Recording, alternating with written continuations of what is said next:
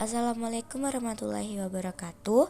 Kami dari kelompok 8 yang dimana akan membawakan materi tentang proses pencernaan dan absorpsi karbohidrat, yang dimana ada Nurhanisa, Desika Mentareningrum, Nur Hafifah Amalia, Ernita, dan Nurmayanti. Baik, yang pertama ada karbohidrat. Karbohidrat merupakan senyawa organik yang terdiri dari unsur CHO. Nah, karbohidrat utama dalam makanan terdapat dalam bentuk pati atau amilium, glikogen, sukrosa, laktosa, fruktosa, serta glukosa. Nah, di slide berikutnya itu ada pencernaan karbohidrat. Apa sih pencernaan karbohidrat itu? Jadi, pencernaan karbohidrat adalah pemecahan makromolekul karbohidrat kemudian menjadi monomer lebih sederhana yang dapat diabsorpsi oleh tubuh. Absorpsi karbohidrat adalah penyerapan karbohidrat yang terkandung pada makanan yang dicerna oleh alat-alat pencernaan tertentu agar karbohidrat yang dicerna energi karbohidrat yang tidak dapat dicerna fluktus dan fesas. Fungsi karbohidrat yang pertama sebagai sumber energi pertama dan yang kedua berperan penting dalam proses metabolisme, menjaga keseimbangan asam dan basa dalam tubuh dan pembentukan struktur sel, jaringan serta organ tubuh. Dan yang ketiga membantu proses pencernaan makanan dalam proses pencernaan. Di slide ini dan slide selanjutnya akan dijelaskan proses pencernaan dan absorpsi karbohidrat. Yang pertama itu ada mulut, yang kedua ada usus halus, yang ketiga ada lambung, dan yang keempat ada hati.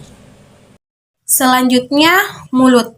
Nah, pencernaan diawali di dalam rongga mulut dengan bantuan sekresi liur enzim pitalin menghidrolisis pati atau amilum disakarida, maltosa dan isomaltosa di mulut pati terhidrolisis hanya sekitar 3-5% dan semua pati yang dimakan sisanya karbohidrat yang tidak terhidrolisis menjadi sakarida akan diubah menjadi senyawa antara lain yaitu dextrin.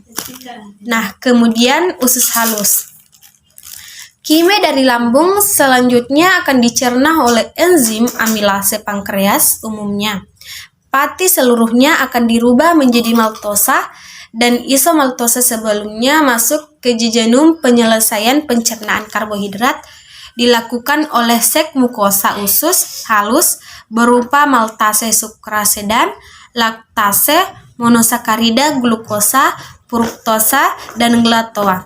Kemudian diabsorpsi melalui sel-sel epitel usus halus dan diangkut oleh sistem sirkulasi darah melalui vena porta. Selanjutnya yaitu lambung. Nah, proses yang sangat penting di dalam lambung adalah bercampurnya makanan dengan getah lambung yang bersifat asam.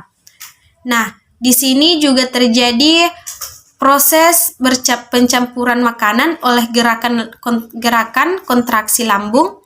Proses pencampuran dengan asam lambung mengakibatkan makanan menjadi lebih cair dan hancur yang disebut dengan kimus. Nah, kimus sendiri ini kemudian akan melalui sphincter pylorus menuju usus halus. Kemudian penjelasan mengenai hati. Nah, monosakarida melalui vena porta selanjutnya dibawa ke hati. Di hati ini fruktosa dan galatosa akan dirubah menjadi glukosa, kemudian dikirim ke seluruh tubuh sesuai kebutuhan. Jadi hasil akhir pencernaan karbohidrat yang diabsorpsi ke dalam darah dan akhirnya dirubah menjadi glukosa. Sekian pemaparan materi dari kelompok kami, kurang dan lebihnya mohon dimaafkan. Wassalamualaikum warahmatullahi wabarakatuh.